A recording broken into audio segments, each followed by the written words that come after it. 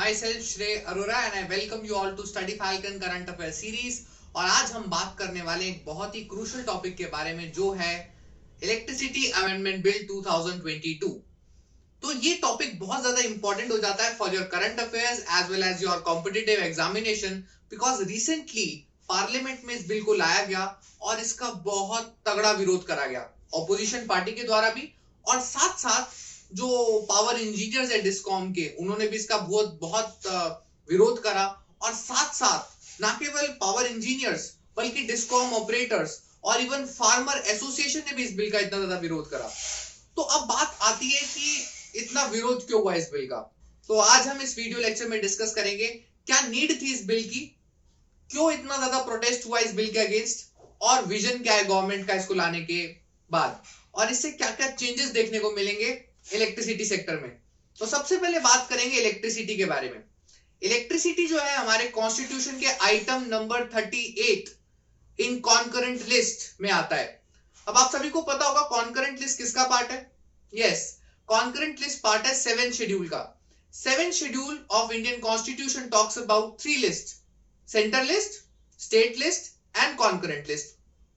Concurrent list का मतलब होता है जो भी सब्जेक्ट्स कॉन्करेंट लिस्ट के अंतर्गत आ रहे हैं उसमें centre as well as state government दोनों क्या कर सकते हैं, लॉज बना सकते हैं। Right, both centre plus state government मिलकर लॉ बना सकते हैं, that is called as concurrent list. तो इलेक्ट्रिसिटी जो है एक कॉन्करेंट सब्जेक्ट है जिसपे स्टेट और सेंट्रल गवर्नमेंट दोनों लॉ बना सकते हैं। अब बात करी जाए सबसे पहले इस बिल पर आने से पहले देखते हैं कि इलेक्ट्रिसिटी जनरेशन कैसे होती है, what are the steps for electricity generation. तो इलेक्ट्रिसिटी जनरेशन के 3 स्टेप्स होते हैं, 3 मुख्य स्टेप। Number 1 electricity generation. सबसे पहले इलेक्ट्रिसिटी को जनरेट करा जाएगा। अगर आप सभी को पता हो India is the 3rd largest producer of electricity.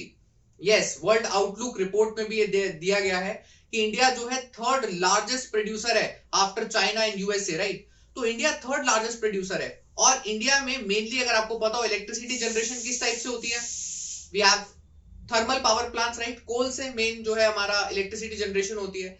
तो बेसिकली इलेक्ट्रिसिटी जनरेशन के there are actually 3 mediums. Right, जैसे कि thermal, nuclear and then renewable sources जैसे कि wind, solar, then we have turbines are there. Right, and then hydro. these are all the power, these are all the ways in which electricity can be generated in renewable sources. Right, और अगर conventional methods की बात करें तो जैसे कि nuclear हो गया, थर्मल हो गया, राइट, एंड ये सब जो हो गए ये आपके कन्वेंशनल सोर्सेज से हो गए। And all of you know that NTPC और NHPC are the 2 most important organisations for electricity generation. Right, तो ये 2 आपकी बहुत इंपॉर्टेंट ऑर्गेनाइजेशंस हो गई। उसके बाद बात करते हैं सेकेंड स्टेप की, दैट इज इलेक्ट्रिसिटी ट्रांसमिशन। अब जब इलेक्ट्रिसिटी को जनरेट कर लिया गया तो इलेक्ट्रिसिटी को क्या करा जाएगा, ट्रांसमिशन करा जाएगा। और ट्रांसमिशन कैसे करा जाता है, through power grid systems. Power grid systems होते हैं जिसके थ्रू ट्रांसमिशन होता है। ट्रांसमिशन कैसे होता है, ट्रांसमिशन लाइंस के थ्रू होता है, सब स्टेशन होते हैं, फिर ट्रांसमिशन उसके आगे इलेक्ट्रिसिटी को ट्रांसमिट करा जाता है सब स्टेशन पे, सब स्टेशन के थ्रू डिस्कॉम्स के पास जाता है, डिस्कॉम डिस्ट्रीब्यूशन करता है, जो कि 3rd स्टेप होता है। 3rd step is distribution of electricity, electricity distribution, जो कि कौन करेगा, डिस्कॉम्स करेंगे। डिस्कॉम होते हैं डिस्ट्रीब्यूशन कंपनीज। अब डिस्ट्रीब्यूशन कंपनीज क्या करते हैं, वो किसी इलेक्ट्रिसिटी जनरेशन के थ्रू जो इलेक्ट्रिसिटी जनरेशन ऑर्गेनाइजेशन है उनसे इलेक्ट्रिसिटी को लेंगे और उसे कंज्यूमर्स तक, हम तक क्या करेंगे, सप्लाई करेंगे। राइट, ये प्रोसीजर अब तक चलता आ रहा है इलेक्ट्रिसिटी जनरेशन का। अब प्रॉब्लम क्या आई, इस बिल की नीड क्या हुई, वो समझने का प्रयास करेंगे। अब प्रॉब्लम ये थी कि इलेक्ट्रिसिटी जनरेशन भी सही हो रही थी, इलेक्ट्रिसिटी की ट्रांसमिशन भी सही हो रही थी, पर जब 3rd स्टेप पर आ रहे थे discom, that is distribution company का जब रोल आ रहा था, वहां प्रॉब्लम थी। अब जहां प्रॉब्लम होती है उसी का सोल्यूशन क्रिएट करना पड़ता है। प्रॉब्लम क्या थी, प्रॉब्लम ये थी कि discom companies huge losses bear out कर रहे थे। इतना लॉस हो रहा था डिस्कॉम कंपनीज को विच वाज अनएक्सपेक्टेबल, और इसको आपको जल्दी से जल्दी रिकवर करना था वरना ये कंपनीज डूब जाती है। And all of you no that discom companies belong to public offices, right, they are government owned organization discoms। तो सबसे बड़ी प्रॉब्लम थी कि जो लॉसेस डिस्कॉम्स बियर आउट करे एंड ऑफ द ईयर कौन उसको बियर आउट करेगा, end of the day it will be beer out by the government. Government वो सारे लॉसेस को बियर आउट करेगी। सो गवर्नमेंट को एक पॉलिसी लानी थी जिससे ये सब चीजें को रोका जा सके, और इसी के लिए इसी कॉन्टेक्स्ट पर ये जो बिल है इलेक्ट्रिसिटी अमेंडमेंट बिल 2022 लाया गया।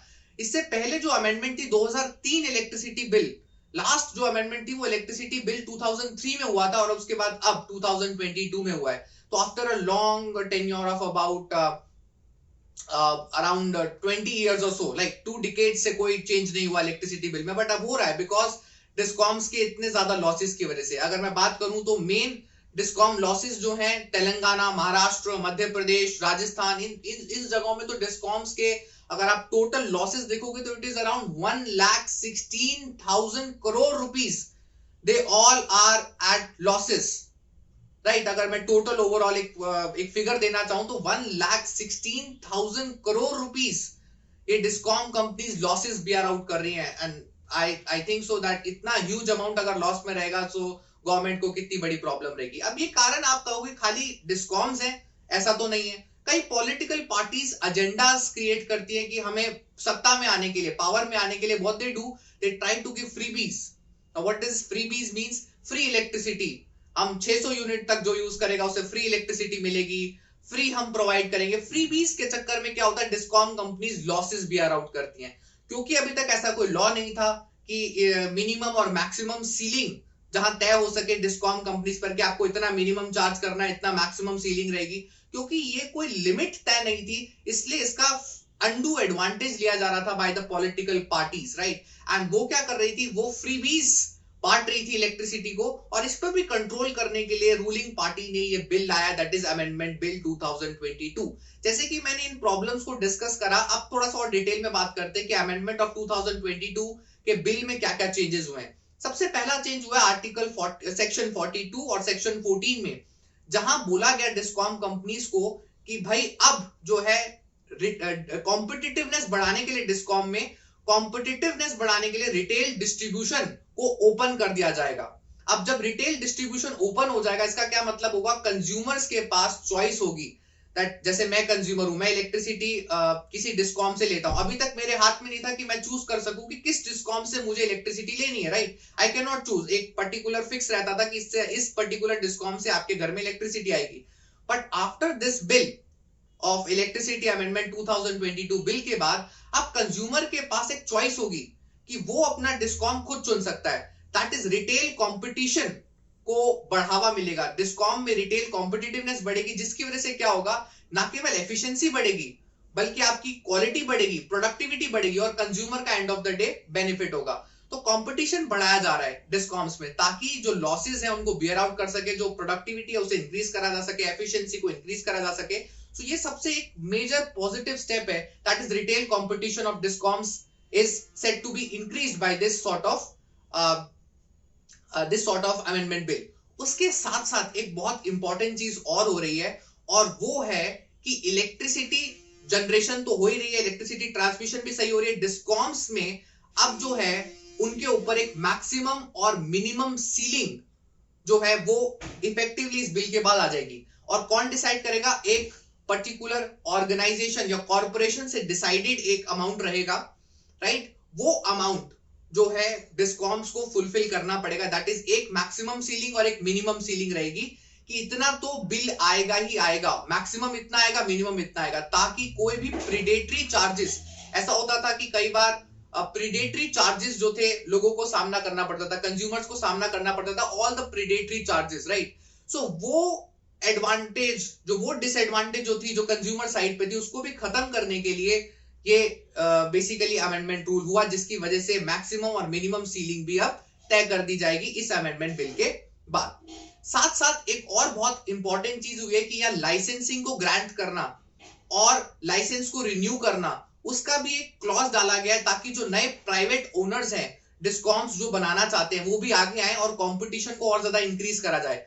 बट इसमें एक छोटा सा ग्लिच ये है कि जो प्राइवेट ओनर जब डिस्कॉम्स में आएंगे तो वो प्राइवेट जहां मतलब प्रॉफिट होगा वहीं वो अपने डिस्कॉम सेंटर्स लगाएंगे, राइट। अब अगर डिस्कॉम सेंटर्स जो प्राइवेट ओनर्स होंगे वो कहां प्रेफर करेंगे, जहां आपकी बेसिकली ऑर्गेनाइजेशंस हैं या एमएनसी मल्टीनेशनल कंपनीज हैं, या जहां बेसिकली एक आईटी हब सेक्टर है, बेंगलुरु हो गया, गुड़गांव हो गया, तो तो यहाँ जहां बेसिकली मैन्युफैक्चरिंग सेक्टर है वो लोग वहां अपना डिस्कॉम सेटअप करना चाहेंगे, और जिसकी वजह से प्रॉब्लम क्या होगा, the profit will go to the private owned discoms, and जो गवर्नमेंट ओन्ड होगी उनका अगेन डेफिसिट बढ़ता जाएगा। एंड कई लोगों का मानना है, स्पेशली पावर इंजीनियर्स का मानना है जो इसको अभी इस समय एक तरीके से अपोज कर रहे हैं, वो ये कह रहे हैं कि डिस्कॉम जो गवर्नमेंट ओन्ड होगी वो और ज्यादा वीक होती जाएगी, and soon it will be a situation that the discoms will totally be taken over by the private agencies, and जो उनकी जॉब्स है उन पर थ्रेट आ जाएगा, और धीरे धीरे डिस्कॉम में जितनी भी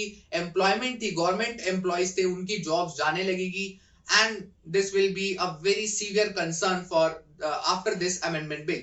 ये भी एक सिनेरियो था जिसकी वजह से पावर इंजीनियर्स और डिस्कॉम ऑपरेटर्स जो है इसके अगेंस्ट अपोज कर रहे हैं। फार्मर की ऑपोजिशन की बात करें तो फार्मर्स इस बिल के इसलिए अगेंस्ट है because of the subsidy reason. वो कह रहे हैं कि अगर अमेंडमेंट बिल आ गया तो उसके बाद जो सब्सिडीज उन्हें इलेक्ट्रिसिटी में प्रोवाइड होती थी वो नहीं मिलेगी, बिकॉज मैक्सिमम और मिनिमम सीलिंग दी जाएगी इस पर्टिकुलर बिल के तहत। तो फार्मर्स इस बिल का इसलिए अगेंस्ट है बिकॉज उन्हें एक सब्सिडीज नहीं प्रोवाइड करी जाएगी, तो इसलिए फार्मर्स इस बिल के अगेंस्ट है।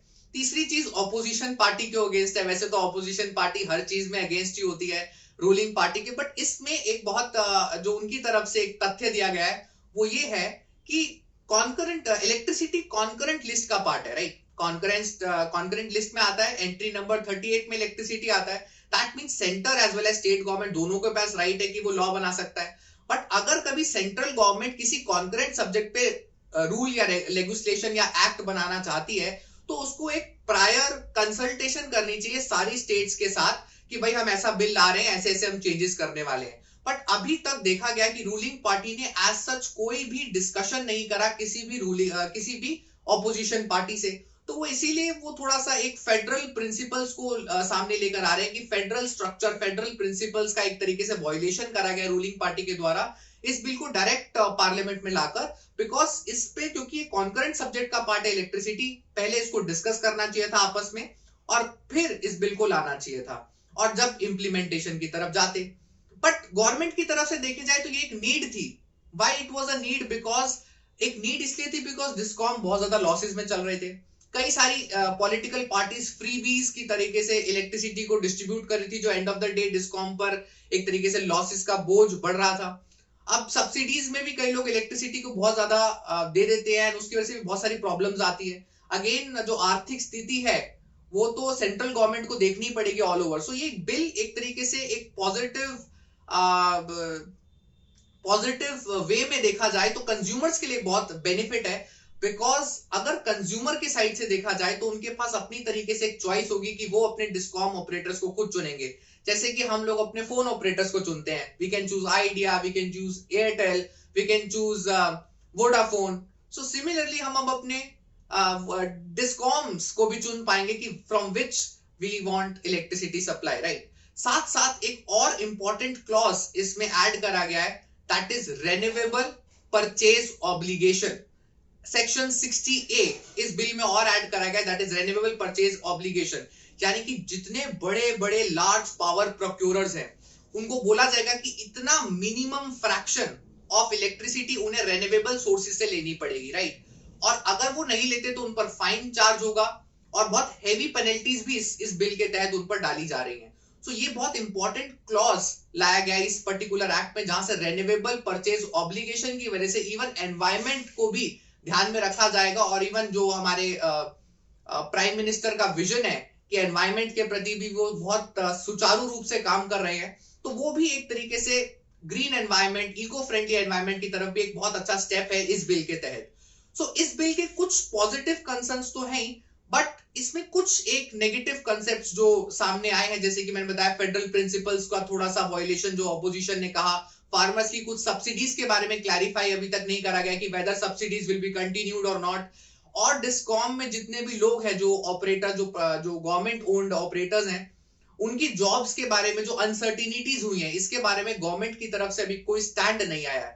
सो बेसिकली कंक्लूजन में मैं यही कहना चाहूंगा कि गवर्नमेंट को भी अगर कोई ऐसा बिल लाया है तो फेडरल प्रिंसिपल्स को ओबे करते हुए स्टेट गवर्नमेंट के साथ एक प्रॉपर पहले डिस्कशन होनी चाहिए इस बिल को लाने से पहले। साथ साथ जो एक तरीके से अनसर्टेनिटीज है जो लोगों के मन में अफवाहें फैल रही है कि फार्मर की सब्सिडी हट जाएगी या फिर जॉब्स चली जाएंगी डिस्कॉम्स में, डिस्कॉम बिल्कुल प्राइवेटाइज हो जाएगी, इन सब पर गवर्नमेंट को एक प्रॉपर सिस्टमैटिक वे में अपना एक डिस्कशन करना चाहिए कंज्यूमर्स के साथ, इवन पब्लिक के साथ, और इसको पूरा प्रॉपर तरीके से बाहर आउटले में लाना चाहिए कि ताकि अफवाहें जो है उससे दूर बचा जा सके। सो आई थिंक ये बिल एक बहुत पॉजिटिव स्टेप फॉरवर्ड है for the all the consumers, because हम लोगों के लिए बहुत बेनिफिट रहेगा, बिकॉज कंपटीशन इंक्रीज होगा तो ऑफ कोर्स जब रिटेल कंपटीशन रहेगा डिस्कॉम्स में तो हमें अच्छी सप्लाई मिलेगी, अच्छी एफिशिएंसी से हमारे पास इलेक्ट्रिसिटी आएगी, and even we could dream in India that 24/7 electricity supply would soon be there in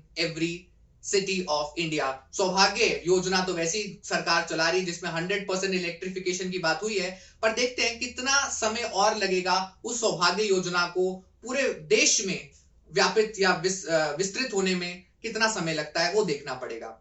सो आज हमने डिस्कस करा इस टॉपिक के बारे में। Stay tune for more such video lectures, and if you like this initiative of Study Falcon, please hit the like button and subscribe it. Thank you so much.